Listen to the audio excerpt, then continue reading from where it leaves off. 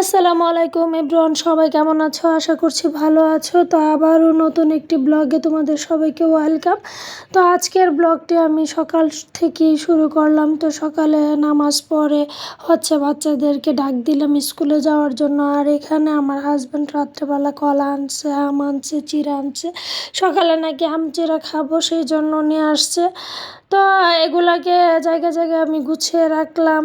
আর আমি সব সময় আমার সংসারটাকে খুব মনোযোগ দিয়া যত্ন সহকারে সব কিছুই করি। যে কাজটাই করি না কেন আমি খুব যত্ন সহকারে করার চেষ্টা করি, কারণ আমি আমার সংসারটাকে অনেক ভালোবাসি। তো আমার মতো যারা আছে, অনেক মেয়েরাই আছে তার সংসারটাকে সুন্দর করে গুছিয়ে রাখার চেষ্টা করে।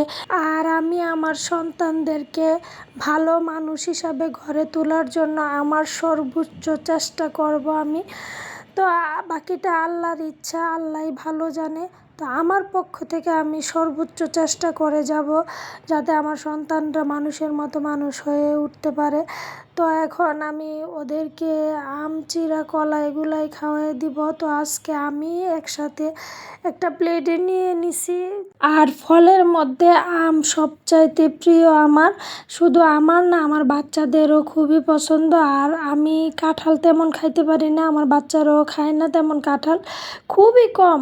তো আম যতদিন থাকে, আমের সিজনে প্রত্যেক দিনই আমার বাসায় আম থাকে।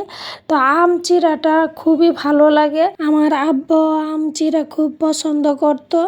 আম চিড়া দিলে আমার আব্বার আর কিছু লাগতো না, এরকম। তো আমার মেয়েও পছন্দ করে। তো সেই জন্য যতদিন আমের সিজন থাকে আমরা প্রতিদিনই আমটা খাওয়ার চেষ্টা করি। আমরা মা মেয়ে একসাথে খেয়ে ফেললাম। তো আমার মেয়ে এখন স্কুলে চলে যাবে, আর ও স্কুল থেকে আসবে 12:30টায়। এর ভিতরে ওর জন্য আবার টিফিন বানিয়ে আমি স্কুলে নিয়ে যাব। আর আমার বাসার কাছেই স্কুল, একদম কাছে। তো এই জন্য কোনো সমস্যা নাই, আমার তেমন কোনো টেনশন নাই। ওরাও মাঝে মাঝে আসা পরে আবার আমিও নিয়ে দিয়ে আসি, এরকম। তো ওরা তো এখন স্কুলে চলে গেছে, এখন আমি সব কিছু গুছাবো, তারপরে রান্না বান্নার আয়োজন করব। আর আসলে একটা মেয়ের অনেক কাজ থাকে, যদি কাজ করে তাহলে সারাদিনই কাজ থাকে, সেই সকাল থেকে সন্ধ্যা পর্যন্ত কাজই থাকে। আর আমি মূলত সন্ধ্যার পরে মানে অবসর হই, এরকমই।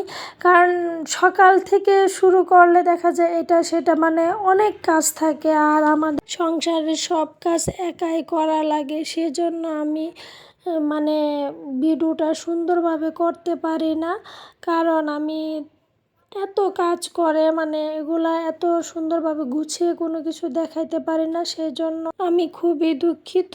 তো আমার ব্লগটি এখানেই শেষ করব। তো তোমরা সবাই ভালো থাকবে, আল্লাহ হাফেজ।